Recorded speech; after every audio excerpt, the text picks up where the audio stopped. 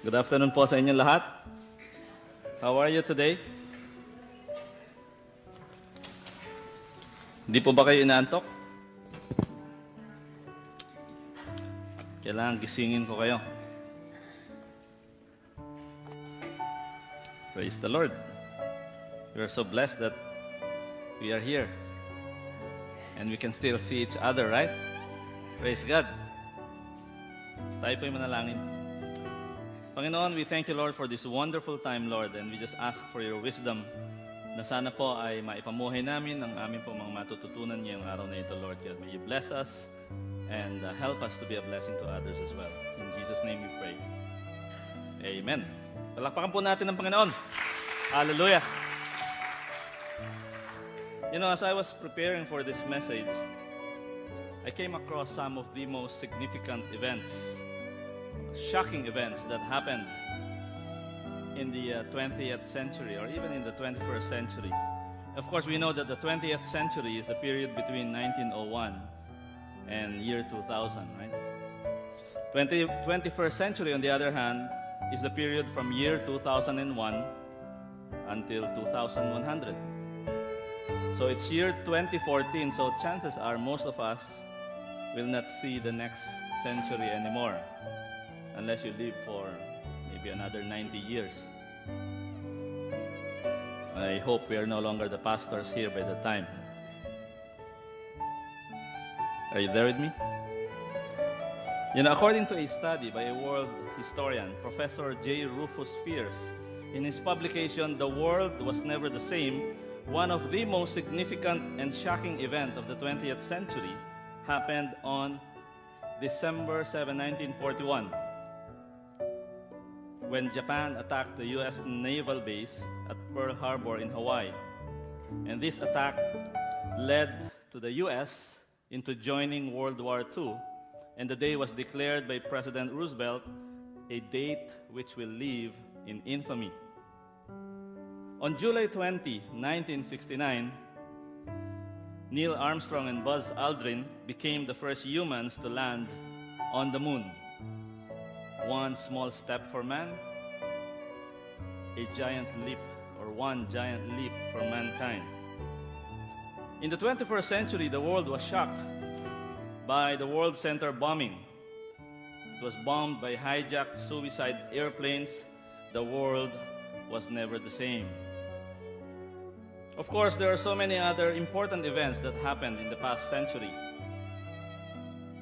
We have the fall of the Berlin Wall in November 1989, which paved to the fall of communism. Israel, or who would forget Holocaust in 1933, and after almost 2,000 years, Israel became a nation in May 14, or on May 14, 1948. And you know what? The Philippines had its own contribution last February 1986, when there's this people power revolution that changed the way we looked at democracy in Asia. However, according to Professor Rufus Fears, the number one event that changed the world happened in the first century. An event that influenced almost everyone in the planet, and until now he's talking about the crucifixion of our Lord Jesus Christ. Happened sometime in AD 30 or 32. The title of our message today is The Death and the Burial of Christ. Were you there? The death and the burial of Christ. Were you there? You know, I think it's human nature that we've always wanted to be part of history's greatest moment, right? I read a study about the people power revolution in the Philippines that almost half of those who went to the streets, they were actually not concerned about the issues at hand. Half of them were plain and simple curious. They were Uzis. You know what Uzis are? Usiseros and Usiseras. Let's go back in time.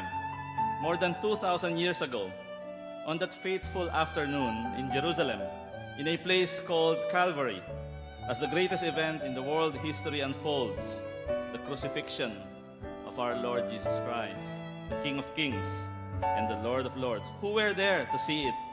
What were they doing? what's on their minds, what's in their hearts. Let's all stand and let's read from the Gospel of Luke, chapter 23, verses 44 to 56. And we're going to read from the NIV.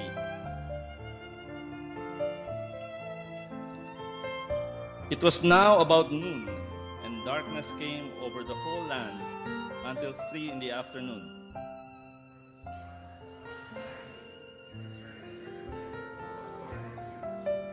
Jesus called out with a loud voice, "Father, into your hands I commit my spirit." When he had said this, he breathed his last.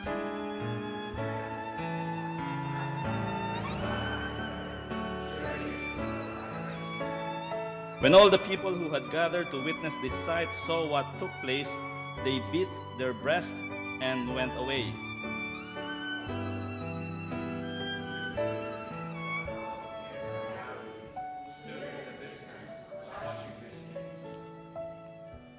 Now there was a man named Joseph, a member of the council, a good and upright man.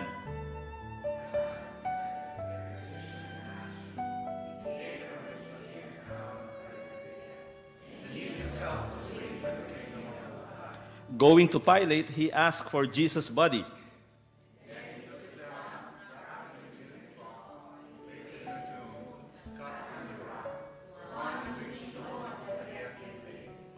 It was preparation day, and the Sabbath was about to begin.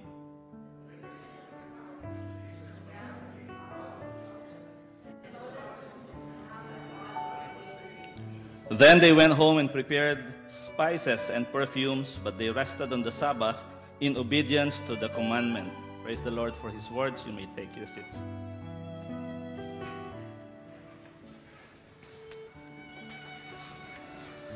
You know, there's a principle in law which states that justice delayed is justice denied. And in the 6th Amendment of the U.S. Constitution, which was copied by many countries, there is a clause that says, in all criminal prosecutions, the accused shall enjoy the right to a speedy trial. Of course, this law did not exist during the time of our Lord Jesus Christ, but it seems that the same principle was implemented literally when they tried his case. Imagine, he was arrested the night before. And after he had supper with his disciples, and at daybreak, at around 6 a.m., he was tried in the Jewish council. And then he was taken to Pilate, who passed him to Herod, the king of Galilee. And then they both found him innocent. Nonetheless, Pilate gave to the demands of the crowd. It's what we call trial by publicity in literal sense, right?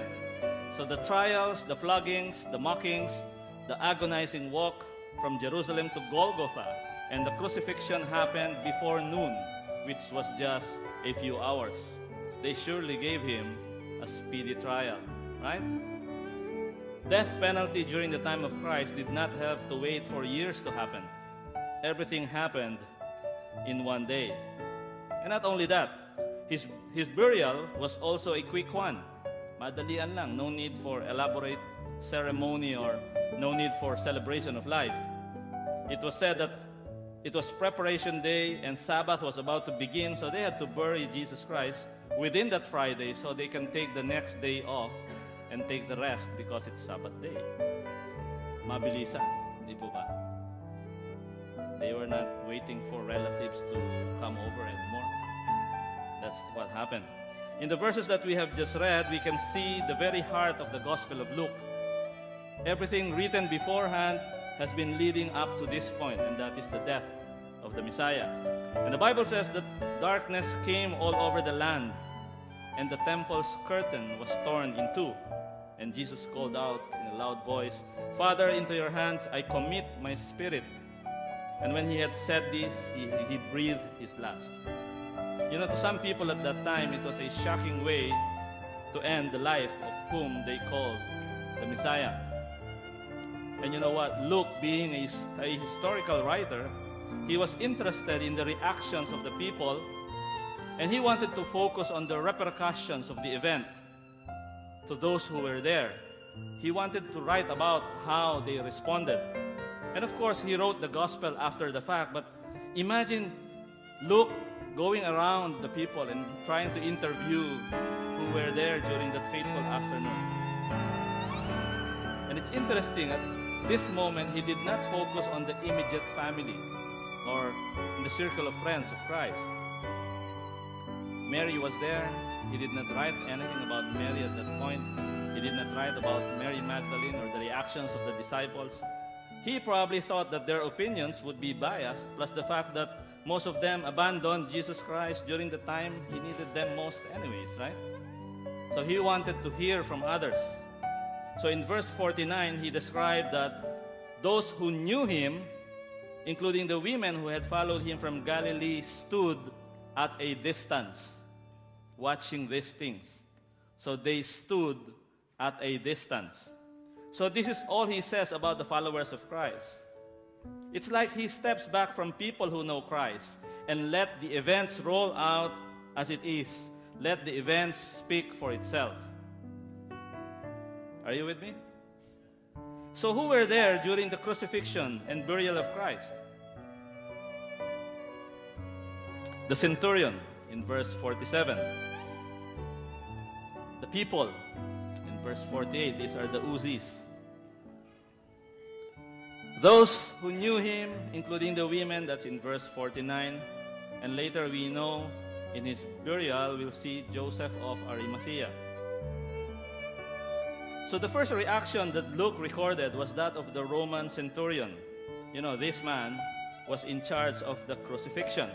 And after hearing the last words of Christ, the centurion praised God, and he said, "Surely this man is innocent or righteous." Don't you think it's a little bit too late to say that? It was only hours earlier that Jesus was being treated as though he was super guilty of death penalty, and the Sanhedrin called him to be crucified. Then they released a guilty criminal in exchange, and now this Roman officer is saying, "Oh, he's innocent, he's righteous, he does not deserve all of this." Oops, sorry, I think we made a mistake. Don't you think it's a bit too late to say that? Reacting to Jesus' last words, "Father, into your hands I commit my spirit," this centurion is offering some sort of an informal pardon, acknowledging that there is a wrong that was done to Christ. It's just outrageous that now someone decides that he is innocent, that Jesus was doing God's will, and he was indeed the Messiah. Too late. About 6 hours too late. Right? Are you with me? How about the crowd? In verse 48, it says that the people who had gathered to witness. So these are the people of Jerusalem. These are the common folks of our time today.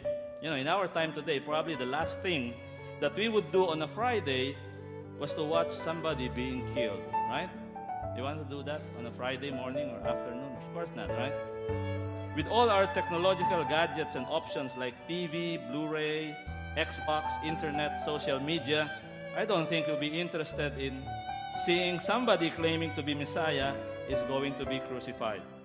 However, during those times, people had nothing to do on a Friday afternoon except to go to a place called Skull or Calvary for a free, uncensored, unadulterated implementation of what they called justice. Criminals getting their punishment can be a quite satisfying spectacle and obviously quite entertaining for a lot of people in those days. It's a great way to pass the time because, you know, seeing justice being served gives them a sense of pride and a sense of what is right.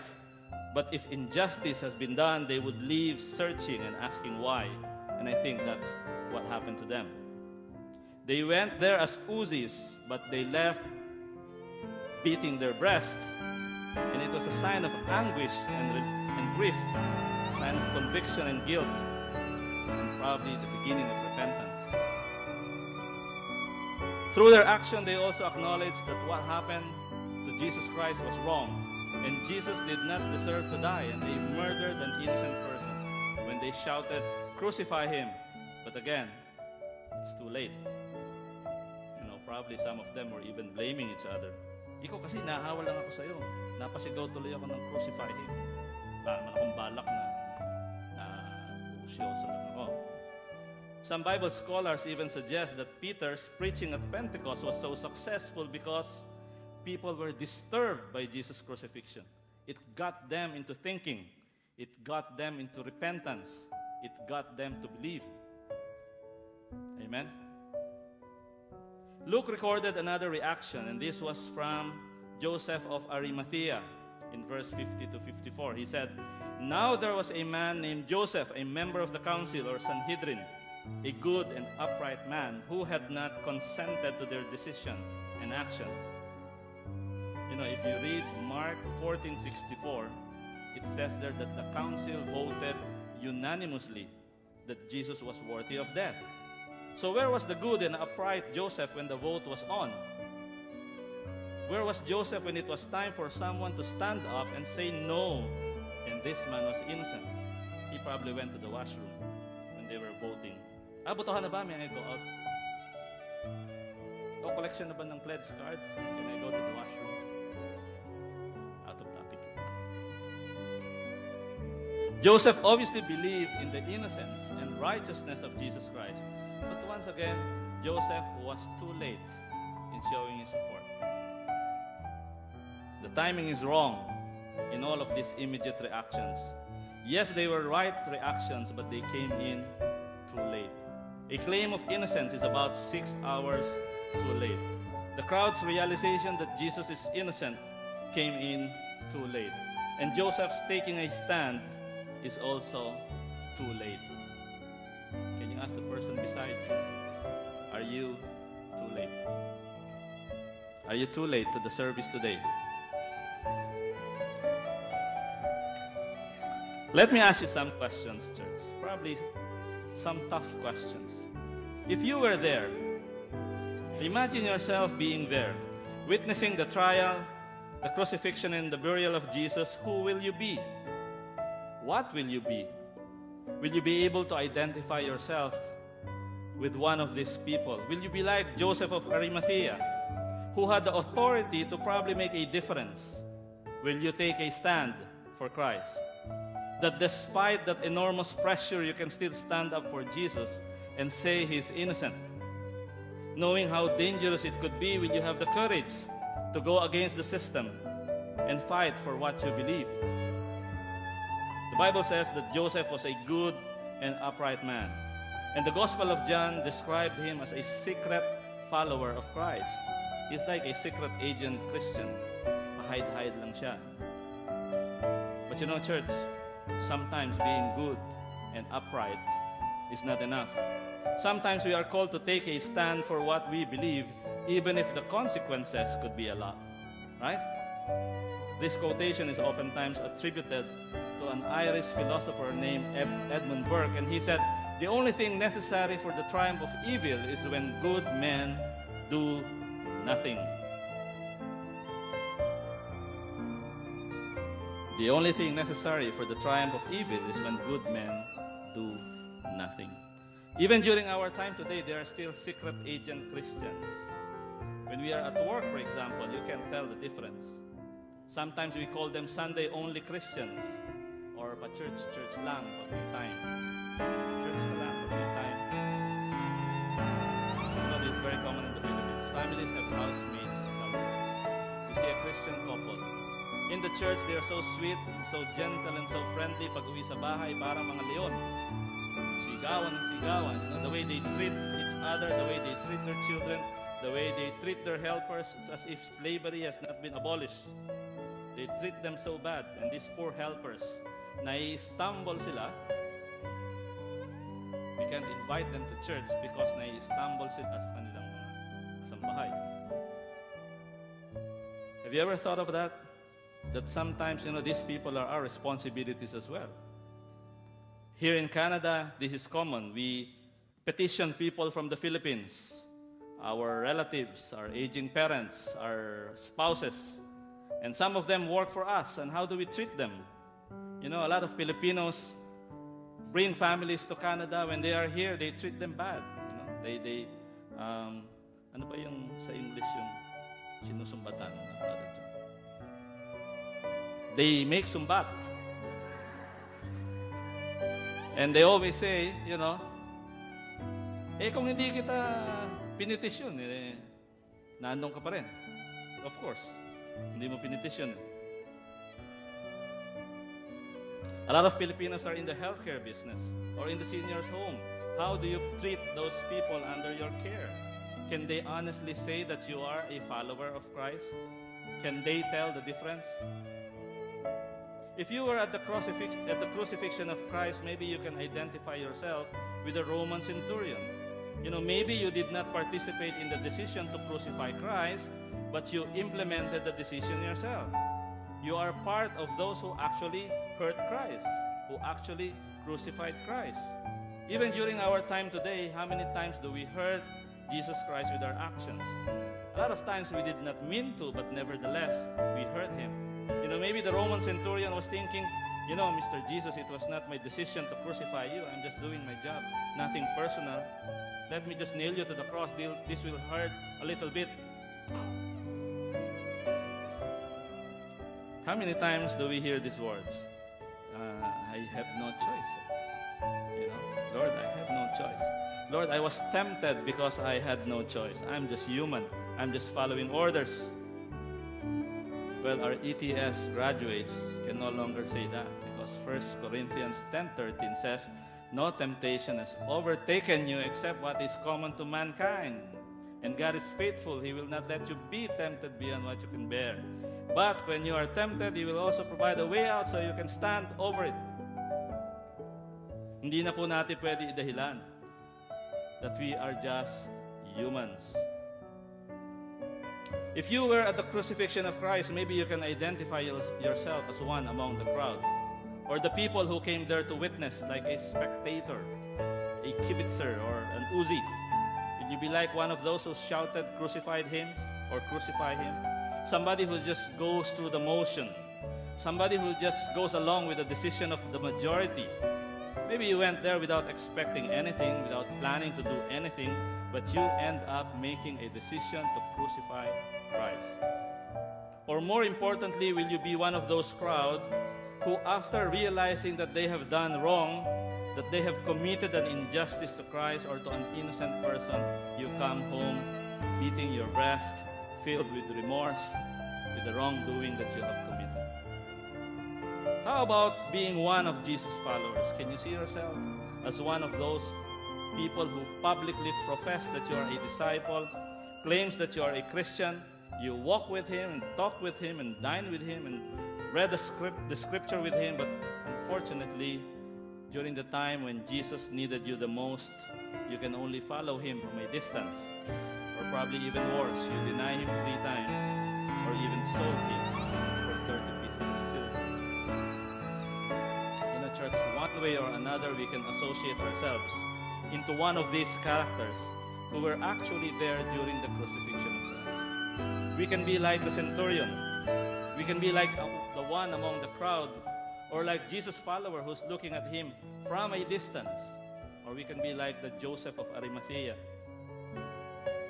You probably don't realize that I'm just not talking here hypothetically. You're probably thinking, well, these are all metaphors and analogies, Pastor Ramil, but we all know that I wasn't there when Jesus was crucified. I'm telling you, you were there during the crucifixion of Christ. Can you tell the person beside you, you were there? Tell him, you were there. We were there during the crucifixion of Christ because our sins were borne by Him. We were there during the crucifixion of Christ because our sins were borne by Him. And the Bible says in 1 Peter 2:24, He Himself bore our sins in His body on the cross, so that we might die to sins and live for righteousness. By His wounds we are healed. So you see, not only that we were there at the crucifixion of Christ, we were responsible for His death on the cross. Do you get that, church? Is it crystal clear? Amen? There was a hymn or a hymnal, an old hymnal entitled, Were You There? And the lyrics goes like this. Were you there when they crucified my Lord? Were you there when they nailed Him to the tree? Were you there when they pierced him in the side? Were you there when the sun refused to shine? Were you there when they laid him in the tomb? Were you there when they rolled the stone away? We were there because of our sins. We were there in the fateful afternoon when the Lord Jesus Christ was crucified. You know what? I will conclude by going back to verses 44 and 45, which recorded two very important happenings when Jesus was crucified. The Bible says, "It was now about noon, and darkness came over the whole land until 3 in the afternoon, for the sun stopped shining. And the curtain of the temple was torn in two." So Luke recorded that Jesus has been on the cross for about 3 hours, and at noon there was darkness all over the land. You know, the light of the sun failed. And imagine what it looked like. Tanghaling tapat, alas 12 ng tanghali. Suddenly, the sun, it should be high in the sky because it's noontime, then the light from the sun fails. And the word translated failed in ESV means, in the English Standard Version, means to fail, to give out, or to die out. This is not some sort of an eclipse when the sun was covered by the moon or the earth or whatever. No, it's not like that. The sunlight failed to shine. Huminto. We don't know how widespread the darkness was. The word translated land can also mean the whole earth. So we don't know if it was only in Jerusalem or all over Israel or the whole of Mediterranean or the whole earth. What we know is God was behind this act. Darkness represents the judgment of God among the people. It does not represent the judgment of God falling on Jesus. It represents His judgment falling on us. But you know what? The good thing about it, it did not end in darkness. Another event happened. The curtain in the temple was torn in two. And you know, I don't know if you watched the movie Son of God. Have you watched the movie Son of God? No. I will not tell you why, because it's going to be a spoiler. But there's some depiction of this event which is a bit questionable. But anyway, watch it and see for yourself. The temple, the curtain in the temple was torn in two, and it's a representation of what will come after the darkness. It's a representation of what's going to happen to those who will follow Christ. You know, Josephus, a church historian, tells us that the curtain that separated the inner sanctuary, or the Holy of Holies, from the holy place was 30 feet wide, 30 feet high, and about 1 centimeter thick. So this is an enormous curtain of a very thick material. And the symbolism of a torn curtain is immense. It's not something that you can just tear by yourself. The Holy of Holies was a small room in the temple where the presence of God was pictured as a dwelling. And it was the room where atonement could be made once a year for the sins of the people. And no one was allowed to enter the Holy of Holies ever, with one exception, and that is one time each year on the Day of Atonement, the high priest entered the room with the blood of animals and made atonement for the people. But with Christ's crucifixion and death, Jesus entered the most holy place with His own blood. Jesus entered the most holy place with His own blood. And His death brings about our eternal redemption. The tearing of the temple's curtain represents how everyone has access to the presence of God at the end, and it signaled the end of the temple's role in atonement. Now the true purification and atonement comes from Jesus alone. Amen? You know, I hope and pray that during this season of Lent, each one of us will remember the ultimate sacrifice of Christ. And I hope we will not try and disassociate ourselves with something very significant that happened 2,000 years ago and changed the world. I hope we can see ourselves being there, witnessing the crucifixion of Jesus firsthand, praising God like the centurion, recognizing that He was innocent and that we ourselves are in fact the guilty ones. I hope we can see ourselves like the crowd, who took part in judging Christ but later on acknowledged that he is truly the Messiah, going home and beating their breast out of remorse and repentance. Christ was crucified on the cross. Were you there? The Apostle Peter probably was among those who were looking from afar, and he wrote years later, Christ suffered for our sins once for all time. He never sinned, but he died for sinners to bring you safely home to God. Let's pray. Let's give the Lord a clap offering.